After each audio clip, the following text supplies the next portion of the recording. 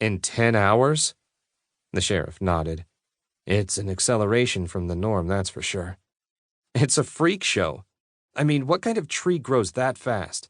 What kind of pine tree grows right through somebody's front porch out here in the desert? Sheriff Nelson shrugged. I may have to call in a botanist for this one. Botanist? Call a magician. This is insane, Sheriff.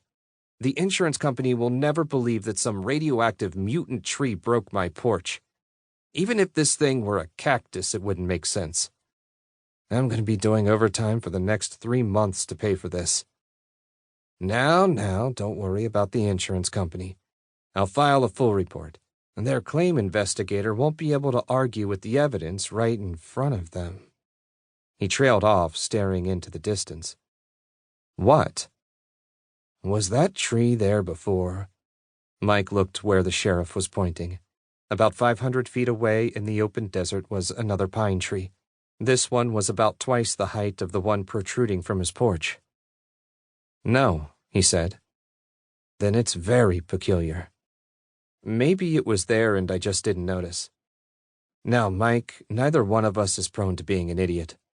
And I think it's safe to say that we're both observant enough that at least one of us would have noticed it, said Sheriff Nelson. I'm definitely going to get an expert out here. Don't they have a lot of pines in New Jersey? Sheriff! Mike frantically pointed at a spot in the middle of the dirt road. A thick tree trunk burst from the ground, sprouting branches as it grew. Mike and Sheriff Nelson stood there and gaped as the tree rose 50 feet high within 30 seconds.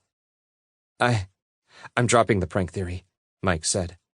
2 more trees popped up in the distance. Sheriff Nelson grabbed his walkie-talkie and pushed the button on the side. Francine, you there? The sound of splintering wood, breaking glass, and a large object being overturned made Mike flinch. A moment later, a tree burst through the top of his house, stretching past the roof high into the air. Francine, I need you now, Sheriff Nelson shouted into the walkie-talkie. It's Armageddon, thought Mike. End of the world and that kind of stuff. The front of Mike's car began to rise. As he and the sheriff watched helplessly, it rose almost completely upright and then toppled over onto its side.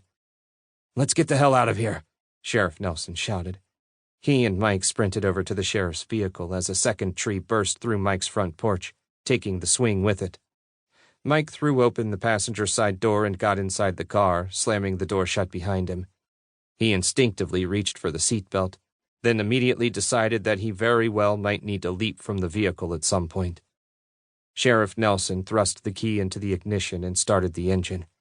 Mike cried out in surprise as a tree appeared right next to his window, the branches scraping across the glass as they rose. As more and more trees sprouted from the ground, they sped out of the driveway and down the road. Sheriff, what's going on? Mike wailed. I couldn't explain the one piddly little tree on your porch. What makes you think I can explain this? Sheriff Nelson swerved to avoid a tree that burst through the center of the road. They raced the 5 miles into town, with Mike clenching his teeth so tightly that he thought they might explode into white powder. Trees continued to pop out of the ground on all sides of them, and Mike's heart gave a jolt as one scraped the rear bumper. Finally, they made it to Main Street, the only paved road in Cromay. It was pure chaos. People screamed and ran for non-existent safety as tree after tree appeared, breaking through shops and homes. If this wasn't literally the end of the world, it was pretty damn close.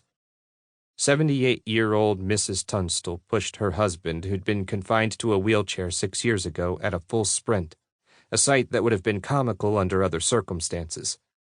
The tip of a tree caught the wheelchair under the front wheel, abruptly jerking it upward.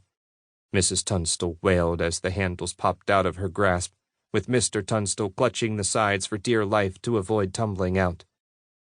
He managed to hold on until he was about 5 stories high, and then he slipped out of the wheelchair, bellowing as he plummeted onto the sidewalk in front of his wife. Mike winced, slammed his fist over his mouth, and turned away. The sight on the other side was no better, as Hugh, the video store clerk, dropped from the air onto the copper statue of John Cromay, the town's founder. "Sheriff! Thank God!" cried Craig Zebsmith, who'd been one of Mike's drinking partners after work.